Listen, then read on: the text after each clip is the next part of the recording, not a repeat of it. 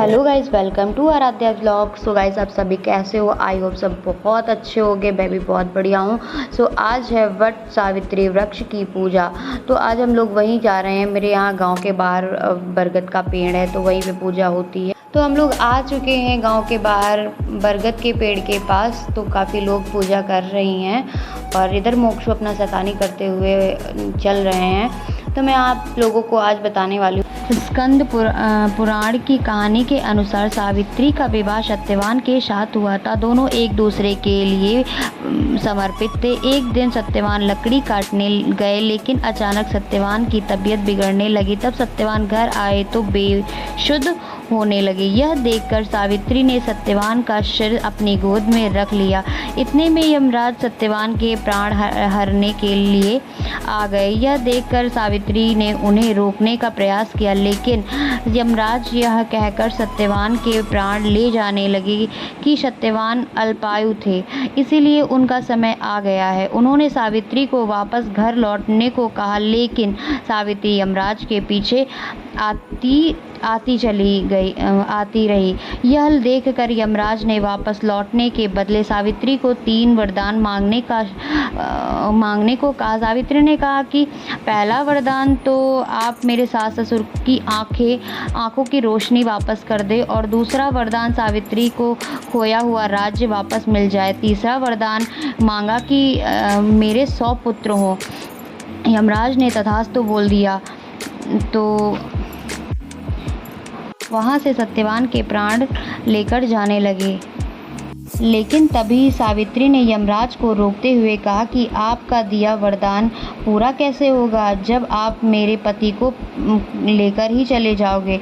पतिव्रता स्त्री को देखकर यमराज ने सावित्री के प्रति बहुत ही स्नेह और उसके पति के प्राण वापस कर दिए। जब वह वापस आई तो देखा बरगद के नीचे उसका पति लेटा हुआ था। तभी बरगद के नीचे यमराज रहते हैं, तो उसी प्रकार उनकी पूजा होने लगी। और इसी तरीके और हाँ, जड़ों में विष्णु भगवान और शाखाओं में शिव जी विराजमान रहते हैं, और इनमें सबसे ऊपर ब्रह्मा जी का वास रहता है। तो इसी प्रकार सारी प्रथाएं आज तक चली आ रही हैं। तो हम लोग इसीलिए व्रत रखते हैं और पूजा करते हैं। तो हमारी पूजा हो चुकी थी। और मैं एक चीज़ बता दूं आप लोगों को, मैं बहुत भूल रही थी। ये कहानी बहुत लंबी थी, मुझे इतना याद नहीं थी डीपली। सो मैं जैसा आता था मैंने सुना दिया। मेरी पूजा हो चुकी थी, मैं अपना आके वीडियो बनाने लगी। तो मम्मी लोग की भी पूजा ख़त्म ही हो गई थी। तो मम्मा लोग घर आने के लिए निकली और मैंने भी अपना सामान उठाया। तो हम लोग घर के लिए आ रहे थे। तो यहाँ पे ये आंचल, मम्मी, भाभी सभी लोग पीछे से आ रही हैं। मैं अपना वीडियो बनाने में लगी पड़ी थी। मम्मी आकर पीछे का दरवाज़ा पहले पूजा की। ये अपनी चौखट होती है, यहाँ पे पूजा करना बहुत ही ज़रूरी होता है।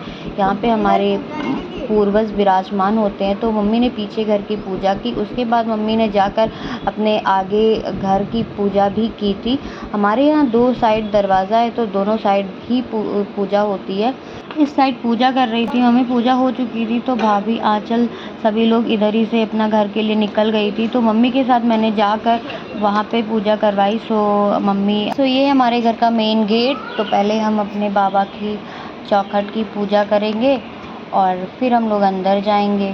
तो मम्मी की ये पूजा स्टार्ट होने वाली है।